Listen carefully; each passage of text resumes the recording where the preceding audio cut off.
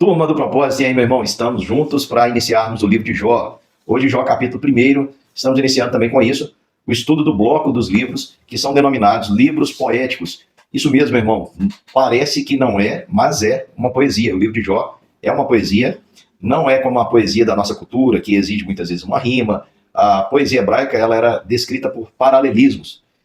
O que é paralelismo? É trabalhar com ideias. Às vezes são paralelismos antitéticos, que é uma verdade colocando em contrário uma outra questão. Por exemplo, na Bíblia, um exemplo de paralelismo, nós vamos ver no livro de Provérbios, diversas vezes, paralelismos antitéticos. A mulher sábia edifica a sua casa, mas a insensata com as próprias mãos a derruba. Está vendo que há aí uma comparação? Então tem paralelismos sinônimos, paralelismos progressivos, enfim, não vamos entrar nesse assunto, porque não é o propósito. Só estou mostrando para vocês por que o livro de Jó é uma poesia. Vamos lá, um capítulo da Bíblia por dia, orar todos os dias e tentar mudar, são os objetivos aí do nosso grupo Propósito. Algumas curiosidades sobre o livro de Jó. O livro de Jó, alguns estudiosos acreditam que o livro de Jó tenha sido o primeiro livro a ser escrito por Moisés. Muita gente atribui a autoria de Jó a Moisés. Eu também sou um desses. Eu acredito que foi Moisés que escreveu o livro de Jó. E acredito também que o livro mais antigo das Escrituras é o livro de Jó, mais ainda do que Gênesis. Por quê? Pela temática do livro de Jó.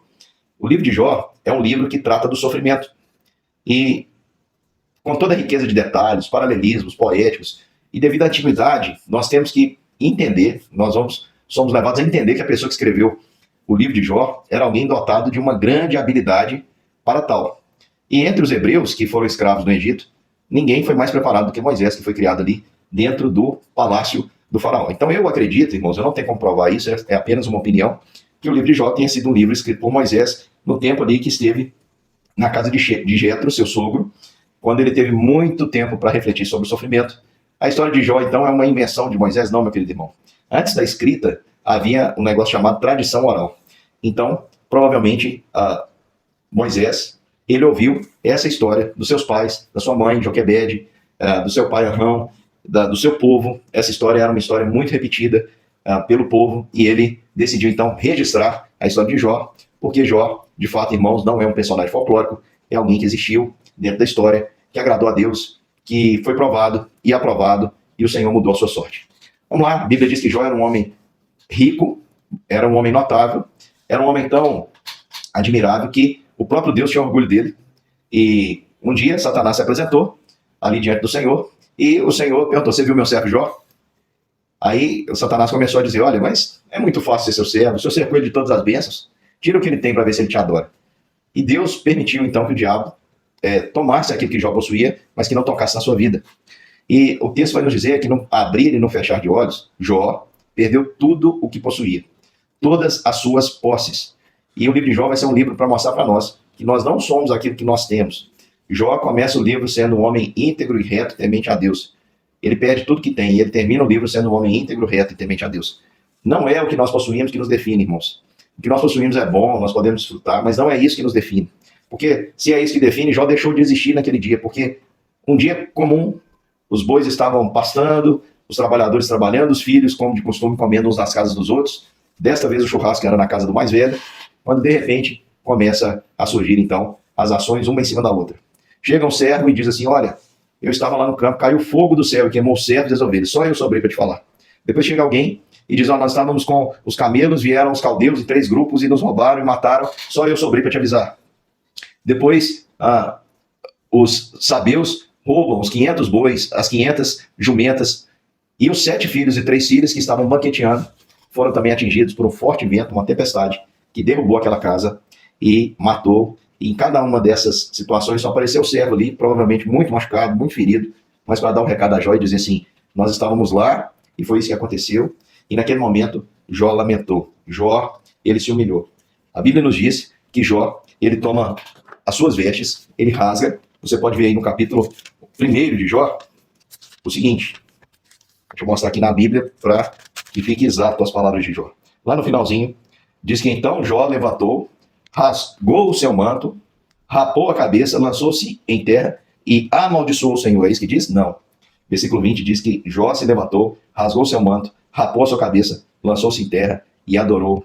E ele faz a seguinte constatação: nu eu saí do ventre da minha mãe, nu voltarei. O Senhor deu e o Senhor tomou. Bendito seja o nome do Senhor. E o capítulo termina dizendo que em tudo isso Jó não pecou, nem atribuiu Deus falta alguma. Ou seja, hora nenhuma Jó duvidou ou questionou o que Deus estava fazendo, porque ele entendia que existia um Criador e que sabia de todas as coisas. Olha que interessante, irmãos, essa postura de Jó. Que fé é essa, irmãos? Uma fé que leva um homem a transformar um intenso sofrimento em adoração. Diz o texto que depois de ouvir essas notícias, Jó levantou, rasgou o seu manto, rapou a cabeça e prostrou-se em terra e adorou o Senhor, dizendo: Nu eu saí do ventre da minha mãe, não voltarei, o Senhor deu, e o Senhor tomou. Bendito seja o nome do Senhor. Que fé é essa, irmãos, que no momento de mais dura prova consegue transformar a dor em louvor e adoração a Deus? É uma fé que entende, meu querido irmão, que existe um Deus que está no controle de todas as coisas. Ainda que a gente não entenda, nós sabemos que existe um Deus que está no controle de tudo e de todas as coisas. Jó reconhecia isso, e é por isso que Jó, então, ele rasga suas vestes em sinônimo de pranto, tristeza e luto. Ele rasga as suas vestes, ele se dobra e ele faz essa declaração: Senhor, eu não merecia nada disso. Eu não merecia nada disso, o Senhor me deu. O Senhor tomou, bendito seja o nome do Senhor. Então Jó, ele tinha a visão que tudo, meu querido irmão, é graça. Que tudo que nós temos é graça. A Bíblia vai nos dizer que a aprovação, ela tem que ser um motivo para a nossa alegria. Porque ela produz lá diz em Tiago, tem como motivo de toda alegria passar por várias provações, sabendo que a aprovação da vossa fé produz perseverança. Ora, a perseverança tem ação contínua. Então Tiago está dizendo que é para a gente ter alegria em passar por provação, irmãos, é necessário muita fé. Quando a gente passa por alguma situação que nós não gostamos, a primeira coisa que a gente faz é reclamar. E hoje a gente vê muitas pessoas se entregando ao vitimismo. E por fim, eu quero terminar dizendo que a Bíblia fala que os sofrimentos do tempo presente não podem ser comparados com a glória que há de ser revelada em nós. Então, um dia, irmãos, em um momento, naquele dia que será eterno, quando Jesus se manifestar, todo o sofrimento que passamos aqui por ele não vai parecer, vai parecer pequeno demais, inexistente, diante da glória que está preparada para se revelar. Quando a luz brilhar, a luz do sol, da justiça, mais forte que a luz do meio-dia, quando nós formos transformados para habitar o Senhor, nós que estivermos vivos, quando o Senhor voltar, seremos transformados. Se nós tivermos morrido, meu irmão, nós ressurgiremos em glória. E nós vamos fazer isso, irmãos, e os sofrimentos do tempo presente vão ser apagados pela glória que há de ser manifesta. Creia nisso, creia que todo sofrimento é temporário, e a gente vai aprender muito sobre o sofrimento no livro de Jó. Você sofre? Então esse livro aqui é um livro para você mesmo. Grande beijo, meu irmão. Amanhã nós estamos juntos para mais um capítulo 2 do livro de Jó. Grande abraço e até lá.